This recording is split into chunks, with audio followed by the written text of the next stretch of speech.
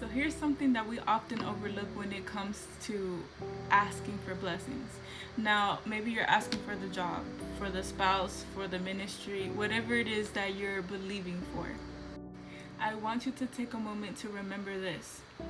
With blessings come responsibility. Now, I know some of you are not trying to hear that, but God is going to fulfill his promises.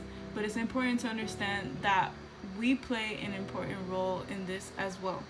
I want you to take, for example, King Solomon. In 1 Kings chapter 3, verse 7 through 14, God asked Solomon what he wants. Now, Solomon could have asked for anything. He could have asked for wealth, he could have asked for fame, but what he asked God for was for wisdom in order for him to be able to lead well. And God honors his request because Solomon recognized the responsibility that came with handling his role. Not only did God bless him with what he asked for, but he blessed him with what he didn't ask for.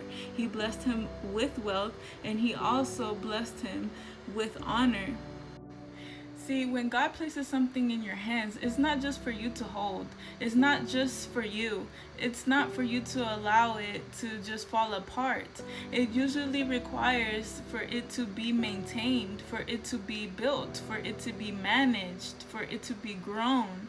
You know, a lot of times we're asking, and it's easy to say, gimme, gimme, gimme. But when do we stop to think, okay, how can I appreciate this? How can I give this back to God and use it to glorify him as well?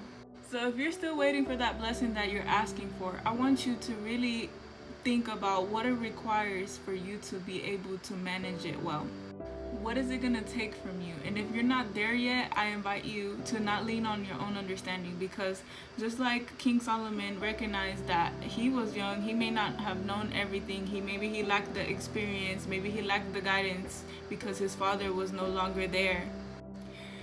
Always give it back to God. Always bring it back to God and allow him to equip you and guide you with whatever you need in order for whatever you're blessed with to be sustainable and not only be a blessing to you but also to generations to come.